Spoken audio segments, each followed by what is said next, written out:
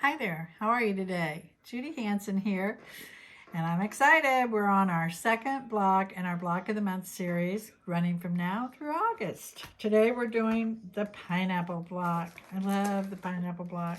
It's such a fun, creative block, and I'm going to tell you a secret. It can be a very difficult block, but I think I've come up with a way today to do it that you're going to just fall in love with. You're going to even want to make some extra projects like this table runner here.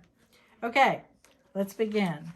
So the first thing we're going to do, turn to page 5, and a little tip if you want to, a little organizational tip, cut little strips of what you're cutting, a little scotch tape there, and put it in your book. You have only 2 fabrics for this block. Here you go. All right, your focus and a beautiful turquoise. Let's talk about cutting.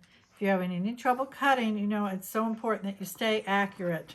Every step as you go through these blocks is so important. Perfect cutting. It's just, are we okay?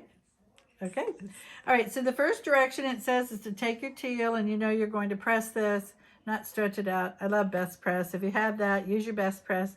And we're going to cut 4 with the fabrics. And you know, in the beginning of the book, I list terms. With the fabric means 42 to 44 inch wide fabric. Batiks is probably going to be closer to your 42. So we're cutting 4 with the fabric strips, 1.5 inch wide, and that's all you're going to need. Then it says we're going to subcut. Subcut means you take that strip and you cut each one down smaller and smaller. All right, so we have, let's read through it, what we have here. We have cut our 4 1.5 inch strips. Set those aside. From that, we're going to cut 2 12.5, 4 10.5, 4 8.5, and 4 6.5. And you know, I missed this one. Don't miss this one here. You cut 2 4.5 inch strips. It's kind of tucked in there.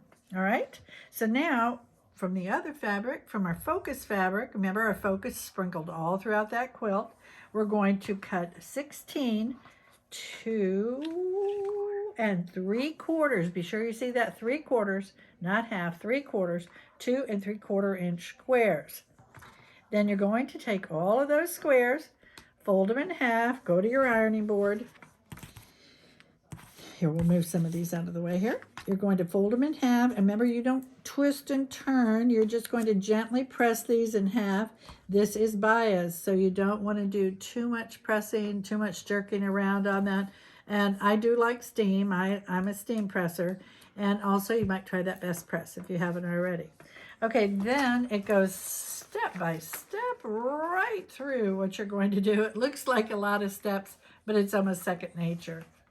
Okay, so we're going to take our block now. The first thing you're going to do is stitch side, side. Here we go. So we're going to take it like this, stitch it to each side. Let's pretend like we've already stitched it. And did we not trim down that block, or did we oversize cut that? It doesn't matter. Oh, we miscut these. Somehow, excuse our boo-boo here. We cut those 4 inches. We're going to have to recut that. All right, so we're going to do side, side. And then it says, so 4.5 inch to the top and bottom of the center square. So to 6.5 inch. And now you can see, and yes, I'm going to have to recut those. You can see now why, because I would have lost some of this. Now I would need my 6.5. And I would be sewing that to it. See how perfect that fits? And then this one. And there we go. All right, you with me so far? Now, we're going to take, let's see what we've got here. See how we're mimicking this right here? Now we're going to take and put our corner pieces in. And this is where you can make sure you can just pop that right in there in your corner. And I do like to basting stitch, my machine basting stitch, baste these on. Here, we're going to come down on this a little bit. I'm sorry. We wanted that stitched out, didn't we? Okay. Here we go. And then that's out a little bit. That looks better. Okay. Then these each go at the corner. And we're going to run a basting stitch around the block. You know, some people even take glue stick and glue those down. Whatever you want to do. If it's an acid-free one, there's no reason why you can't. Okay, you see we've done this portion here. Now what's going to come next? That's right. We're going to do our next 6.5 inch. And we're going to put that on side. See how that's going to fit there? You're going to take it here and stitch. Take it here and stitch and flip. And now 6.5 won't fit on this side because it's wider. So we're going to go on to our next size. And just keep building this block. So once we stitch and flip these, here we go. Now what comes next? That's right, we're going to put our next piece in. And make sure we come back here with our folded squares and keep adding strips, keep going back and forth.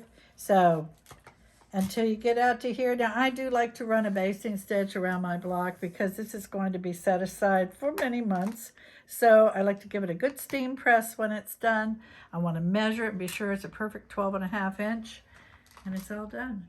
Hey, this has been a lot of fun. I'm excited. What are we doing next month? We've got 2 wonderful blocks coming up. We've got next month, we're going to be doing a beautiful flower. And this month we did 2 piece blocks. Next month we're going to be doing 2 applique. We're going to be doing a beautiful heron. Look at those fabrics. We're going to talk a little bit about decorative stitching and have a lot of fun. Thanks so much. It's been great. We're going to have a lot of fun. Stick with us. Bye-bye.